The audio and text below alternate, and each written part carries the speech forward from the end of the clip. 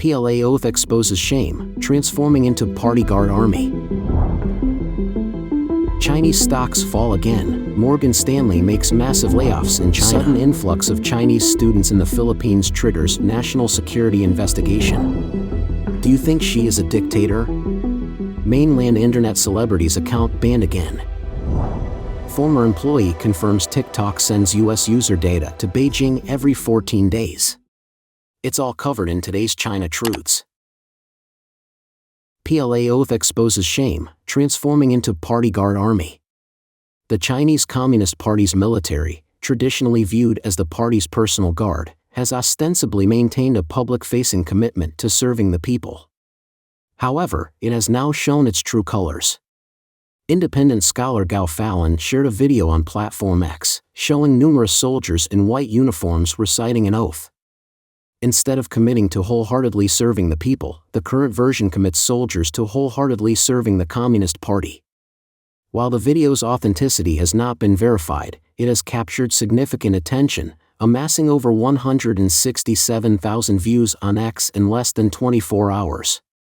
Netizens have been quick to mock the shift, labeling the military as the CCP's personal guard and accusing them of dropping any pretense of serving the people. Some people are saying things like, the next step will be to shout, serve the chairman with all your heart and soul. In his third term, Secretary Xi has suddenly changed his style, now playing the role of a true villain, and this is a path of not stopping until death. There's always madness before destruction. The truth is, the Chinese Communist Party has always followed the principle that the party controls the gun. Last year, while Xi Jinping was busy purging the rocket force, the People's Liberation Army Daily, the CCP's military newspaper, bluntly stated in an editorial that the Chinese Communist military is an armed group that carries out the party's political tasks and must be absolutely loyal to the party, with a unique, complete, unconditional loyalty, free from any impurities or dilution. The editorial also specifically demanded that all officers and soldiers deeply understand the two establishments, which are establishing Comrade Xi Jinping as the core of the party Central Committee and the core of the entire party, and establishing the guiding position of Xi Jinping's socialist thought with Chinese characteristics for a new era. At the time, some commentators pointed out that the full name of the People's Liberation Army is the Chinese People's Liberation Army, and the editorial in the People's Liberation Army Daily had dropped any pretense. After discussing the military's loyalty and absolute loyalty to the party, it ultimately came down to the two establishments and obeying Chairman Xi's command, making the message quite clear. Regarding the video mentioned earlier, current affairs commentator Li Linyi told NTD that, in Chinese paragraphs and sentences, there's usually a distinction between what's primary and what's secondary. In other words, regardless of the changes made, the military's most important goal is still to serve the CCP, the first sentence. However, the authorities have even modified the secondary goal, the second sentence, of serving the people from the previous oath, which demonstrates how fearful this regime is of losing power. But this also reflects, in a way, how unpopular the CCP is and foreshadows its fate of disintegration. Chinese stocks fall again. Morgan Stanley makes massive layoffs in China. Bloomberg sources reported on April 17 that American investment bank Morgan Stanley is set to cut about 50 investment banking jobs across its Asia-Pacific offices, with the bulk of these layoffs happening in mainland China and Hong Kong. This marks the bank's largest reduction in China in years, affecting roughly 13% of its nearly 400 regional investment banking positions, although specifics may still change. The bank has declined to comment on the matter. This comes as the Chinese stock market faced another sharp decline. On April 16, over 5,000 companies experienced significant share price falls, with the Shanghai Composite Index nearing a drop below 3,000 points. Despite Morgan Stanley's global operations exceeding expectations, its first quarter net revenue in Asia was down 12% year-over-year. Additional pressures include deteriorating China-US relations, a crackdown on private companies by Chinese authorities, and a persistent real estate crisis. These factors have led several international financial firms, including HSBC, UBS, and Bank of America, to reduce their investment banking staff in Asia significantly. Goldman Sachs, Citibank, and JP Morgan Chase have also made substantial cuts in the past 2 years in their Asian staff. Moreover, Bloomberg reports that stock issuance by Chinese companies in the US and Hong Kong has reached a 20-year low, making up only 30% of the total from the same period last year and just 4.3% of the 2021 peak. Sudden influx of Chinese students in the Philippines triggers national security investigation. Philippine lawmakers are alarmed by the rapid increase in Chinese students in Cagayan province, labeling it a quiet invasion that could threaten national security. This concern is heightened by CCP aggression in the West Philippine Sea, South China Sea. Cagayan province is located at the northern tip of Luzon Island, facing Taiwan. According to the Philippine Star, over 4,600 Chinese students are enrolled at a private university in Cagayan and are renting in various locations throughout the city of Tuguegarao. On Tuesday, April 16, Francil Margareth Padilla, spokesperson for the Armed Forces of the Philippines, AFP, stated about their commitment to seriously investigate this surge, and the military will collaborate with the Philippine National Police, PNP, on this issue.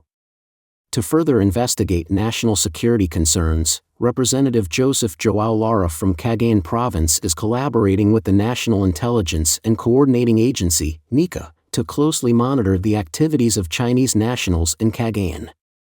Another Philippine lawmaker from Cagayan, Robert Ace Barbers, expressed concerns about the significant presence of Chinese nationals, questioning how such numbers could escape scrutiny without corruption or incompetence among officials. He also mentioned a case where Chinese nationals were part of the Philippine Coast Guard's auxiliary team, remaining active for 2 years before being removed. In Manila, an unnamed military general conveyed similar anxieties to the South China Morning Posts this week in Asia, stating that Camp Aguinaldo is surrounded by Chinese nationals living in adjacent apartments. Defense analyst Chester Cabalza, also speaking to This Week in Asia, noted that while the presence of Filipino Chinese in Cagayan is common, the recent arrival of wealthy Chinese students and businessmen raises concerns, especially amidst the geopolitical tensions in the Taiwan Strait and U.S. military activities in northern Luzon. In response to calls for an investigation into these concerns, Cagayan Governor Manuel Mamba, known for his pro-China stance, minimized the security risks posed by foreign students in Tuguegarao. He attributed their presence to agreements between language schools and the Commission on Higher Education. Ongoing sovereignty disputes between the CCP and the Philippines in the South China Sea have prompted President Ferdinand Marcos Jr. to actively seek security guarantees from the United States. Last year, the Philippines agreed to a U.S. request to increase the number of bases available to U.S. forces under the Enhanced Defense Cooperation Agreement, EDCA, from 5 to 9. 2 of these bases are in Cagayan Province, closer to Taiwan, Camilo Osias Naval Base and Lalo Airport. These locations are strategically important to help the U.S. counter any CCP amphibious assault on Taiwan if a conflict arises in the Taiwan Strait. Additionally, the expansion of U.S. bases has strengthened the Philippines' defenses. Do you think she is a dictator? Mainland internet celebrities account banned again. The mainland Chinese internet sensation Hu Qinfeng recently announced in a video that his earnings on Bilibili, a video-sharing website based in Shanghai, for March hit an all-time high. In detail, he earned a pre-tax total of 74,457 yuan, about $10,287, which included 41,057 yuan, about $5,673, from Bilibili live streams and nearly 10,000 yuan, about $1,382, from advertisements. After expenses like travel and production costs, his net income was 55,633 yuan, nearly $7,700, marking a record high for him. Nevertheless, his account was quickly banned. According to the Epoch Times, the reason was that during one of his live streams, when asked by a viewer if she is a dictator, Hu Qinfeng sharply criticized the questioner, exclaiming, "This person is severely violating live streaming standards, is this person insane?" and I disconnected him right away. Later, Hu Qinfeng declared he would pause his broadcasts for 3 days due to illness, but he still ended up banned. followers later found that his account remained banned, a fact verified by Epoch Times reporters on April 18. Furthermore, Hu Qinfeng's Weibo account was also muted, with its last post on April 8. Any Weibo discussions about this matter were quickly suppressed. Later, the video where Hu Qinfeng was asked if she is a dictator has become popular on international platform X. One Twitter user remarked, his response, "Are you crazy?" really highlights the frightening situation he's in. Another commented, "Is she a dictator? Hu Qinfeng has already given you an answer, kid. Just wait, if the People's Police show up at your door, then you'll have your answer." One commentator on X advised that this episode teaches us not to show off how much we earn, particularly avoiding grand gestures of strategic command. Aren't you aware of how cutthroat the influencer business is? Last year, Hu Qinfeng released videos detailing the pension situation in mainland China, unintentionally highlighting the harsh and often destitute conditions of the lower-class elderly, leading to censorship by the Chinese Communist Party.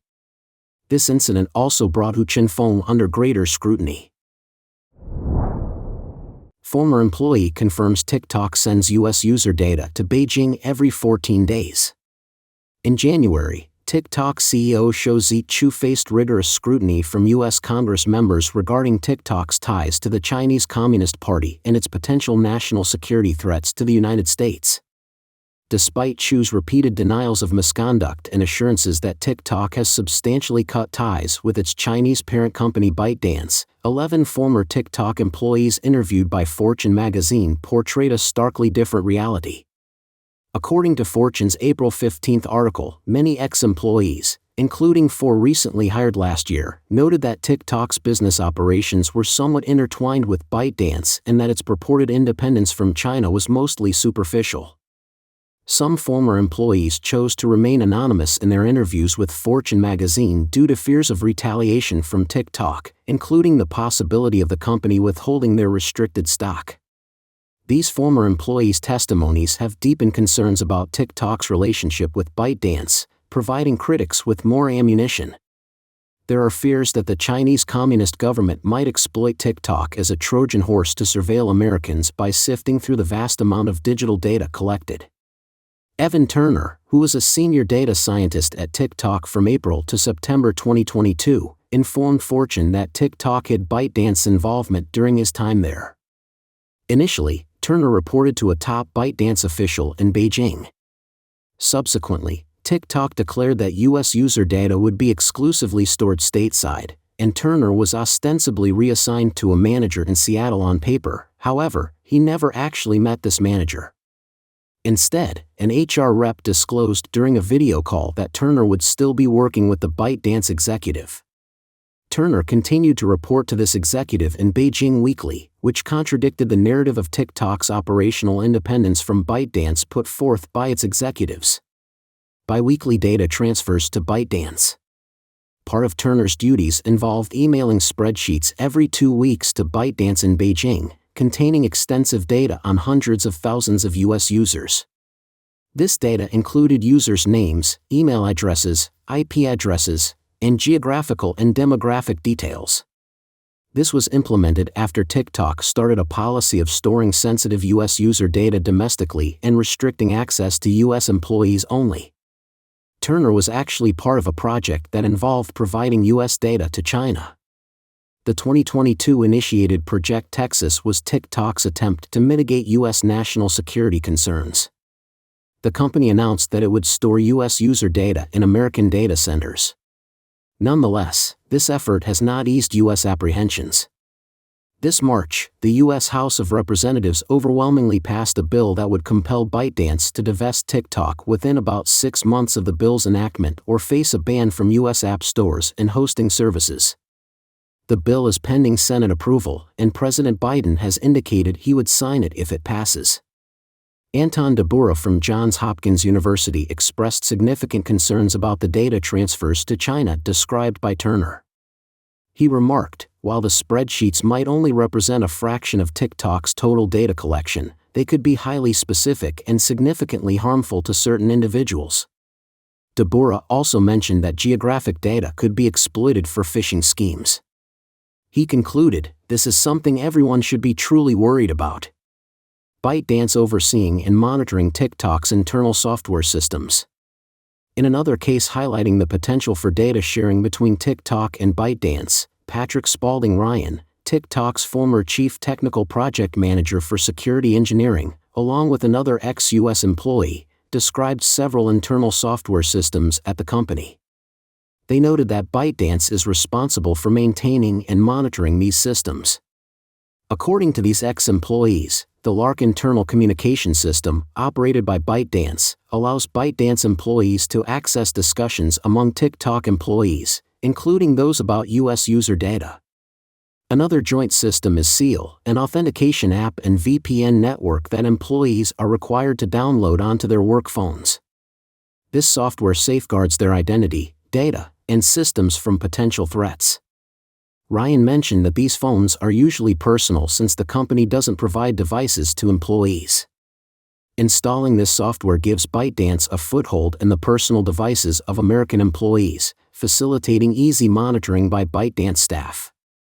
Mr. Dabura pointed out that this link proves that ByteDance and its partners in the Chinese Communist government have failed to create a genuine barrier between their Chinese and American operations. On March 12, U.S. National Intelligence Director Avril Haines testified before the House Intelligence Committee that the Chinese Communist Party might utilize TikTok to sway the 2024 U.S. elections. FBI Director Christopher Wray considers TikTok a national security risk, noting that the app's influence is unpredictable and subtle. Meanwhile, TikTok asserts that it has never and will never share U.S. user data with the Chinese Communist government and regards the proposed House bill as essentially a ban. Don't forget to leave a comment in the section below to share your opinions on today's topic with us. Make sure to like and subscribe to see more interesting topics from China Truths.